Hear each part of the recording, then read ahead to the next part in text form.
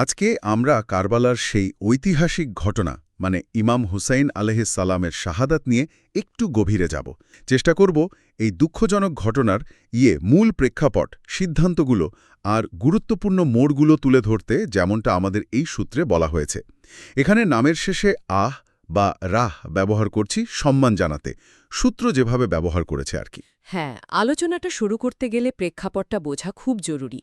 মানে আমির মুয়াবিয়া রায়ের মৃত্যুর পর যখন ইয়াজিদ ক্ষমতা নিলেন, আর তার পরপরই কয়েকজন বিশিষ্ট জনকে, বিশেষ করে ইমাম হুসাইন আর আবদুল্লাহ ইবনে জুবায়ের রাকে বায়াত বা আনুগত্যের শপথ নিতে চাপ দেয়া হল। আসলে উত্তেজনাটা সেখান থেকেই শুরু।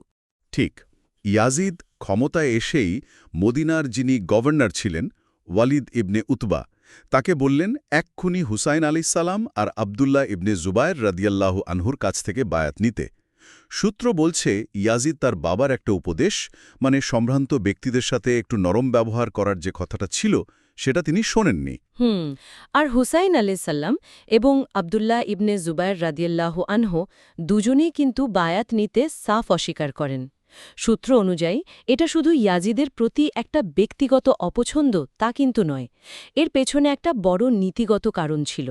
তারা আসলে ইসলামের শুরুর দিকের যে পরামর্শভিত্তিক বা শুরা ব্যবস্থা সেটা ফিরিয়ে আনতে চাইছিলেন। বংশানুক্রমিক শাসনের বিরোধী ছিলেন তারা।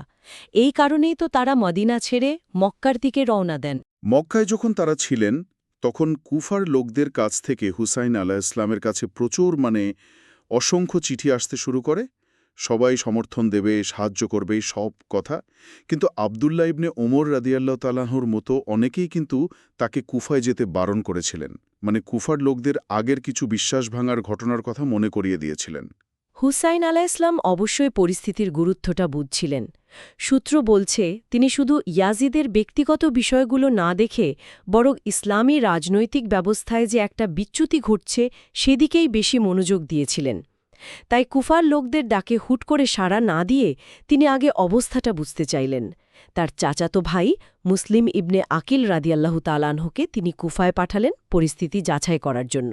মুসলিম ইবনে আকিল কুফায় পৌঁছানোর পর প্রথমে তো দারুণ সাড়া পেলেন। সূত্র বলছে প্রায় 12,000 লোক নাকি বায়াত নিয়েছিল। আর তিনি তখন হুসাইন আলাইহিসসালামকে চিঠিও পাঠান যে হ্যাঁ, আপনি আসুন। কিন্তু তারপরেই খুব দ্রুত পরিস্থিতি পাল্টে গেল, তাই না? একদম। ইয়াজিদ তখন কুফার যে তুলনামূলক নরমপন্থী গভর্নর ছিলেন, নোমান ইবনে বাশির তাকে সরিয়ে দিলেন, আর তার জায়গায় নিয়োগ দিলেন উবাইদুল্লাহ ইবনে জিয়াদকে, যে ছিল ভীষণ কঠোর আর নির্মম। ইবনে জিয়াদ এসেই চরম দমননীতি চালু করল।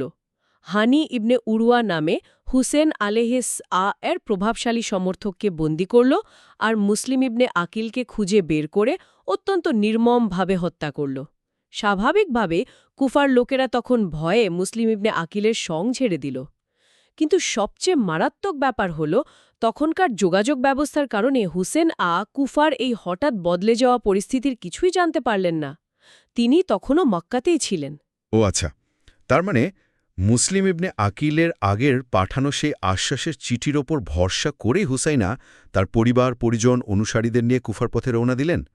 যদিও আবদুল্লাহ ইবনে আব্বাস, জাবের ইবনে আবদুল্লাহর মতো অনেক সম্মানিত ব্যক্তি তাকে বারবার যেতে নিষেধ করেছিলেন। তিনি তো প্রমাণ হিসেবে কুফাবাসীদের লেখা সেই চিঠিগুলোর সাথে নিয়েছিলেন, তাই না? হ্যাঁ, নিয়েছিলেন, কিন্তু ইরাকের সীমান্তের কাছাকাছি এসে তিনি মুসলিম ইবনে আকিলের শাহাদাতের সেই মর্মান্তিক খবরটা পেলেন। সূত্র বলছে তিনি তখন মদিনায় ফিরে যেতেও চেয়েছিলেন, কিন্তু মুসলিম ইবনে আকিলের ভাইয়েরা প্রতিশোধ নেওয়ার জন্য চাপ দিচ্ছিলেন, আর হয়তো কুফাবাসীর ওই চিঠিগুলোর উপর তখনও কিছুটা ভরসা বা দায়বদ্ধতা ছিল।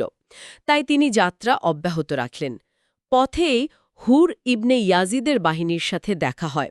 মজার ব্যাপার হল, হুর কিন্তু তাকে কুফার ভয়াবহ অবস্থার কথা জানিয়ে ফিরে যেতেই বলেছিলেন। তখন হুসাইন আলায় ভাবলেন, ঠিক আছে, কুফা নয়, তিনি ইয়াজিদের কাছে দামেস্কেই যাবেন। কিন্তু ইবনে জিয়াদের নির্দেশ তো অন্যরকম ছিল। তার নির্দেশ ছিল হুসাইন আলাইকে কুফায় আনতেই হবে যেভাবেই হোক। ফলে হুসাইন আলাইয়ের কাফেলাকে একরকম জোর করেই কারবালার দিকে নিয়ে যাওয়া হলো। সেখানে ইবনে জিয়াদ তখন ওমর ইবনে সাদের নেতৃত্বে বিশাল এক সৈন্যবাহিনী পাঠাল। কারবালার সেই প্রান্তরে পৌঁছে হুসাইন কিন্তু আলোচনার চেষ্টা করেছিলেন। তিনি 3টা স্পষ্ট প্রস্তাব দেন। 1, তাকে মক্কায় ফিরে যেতে দেয়া হোক। 2 তাকে সরাসরি ইয়াজিদের কাছে দামেস্কে যেতে দেয়া হোক, অথবা 3 তাকে কোনো দূরবর্তী মুসলিম সীমান্তের দিকে চলে যেতে দেয়া হোক, যেখানে তিনি সাধারণ জীবনযাপন করতে পারবেন। ওমর ইবনে সাদ প্রস্তাবগুলো ইবনে জিয়াদের কাছে পাঠিয়েছিলেনও, কিন্তু ইবনে জিয়াদ সব প্রস্তাব নাকচ করে দিয়ে একটাই নির্দেশ দেয়, কোনো শর্ত ছাড়া আত্মসমর্পণ করতে হবে। হুসাইন আখার পক্ষে তো সেই অপমানজনক শর্ত মানা সম্ভব ছিল না।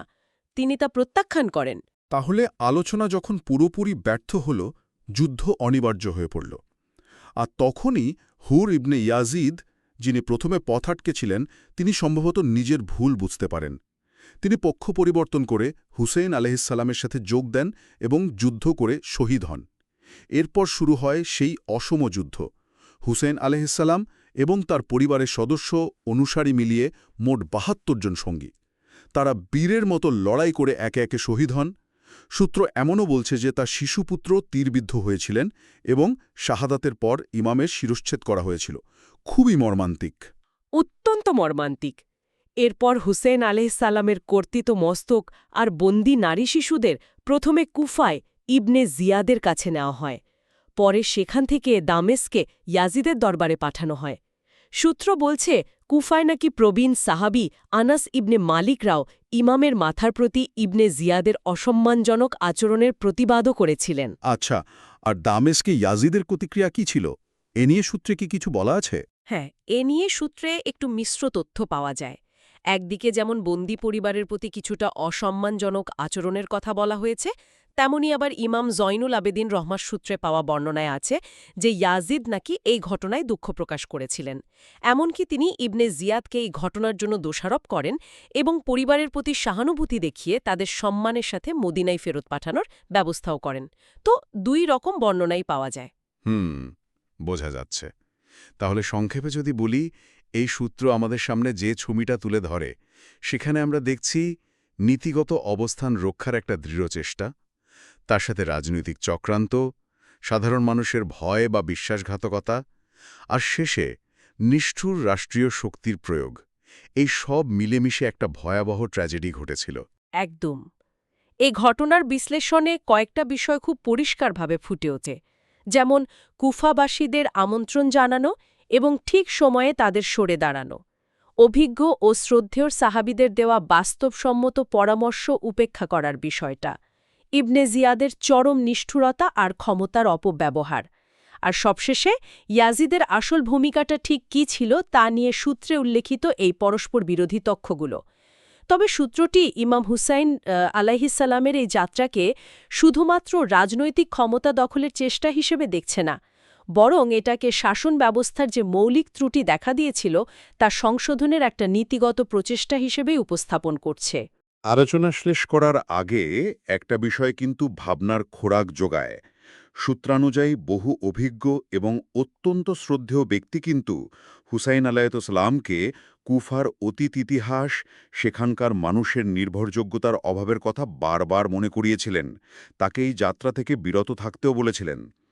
ইতিহাসের এমন সংকটময় মুহূর্তে এই সম্মিলিত কিন্তু শেষ পর্যন্ত অগ্রাহ্য হওয়া পরামর্শগুলো, সেগুলো আসলে দৃঢ় প্রত্যয় এবং বাস্তবসম্মত বিচক্ষণতার মধ্যকার যে চিরকালীন টানাপোড়েন, সেই বিষয়ে আমাদের নতুন করে কি ভাবতে শেখায়?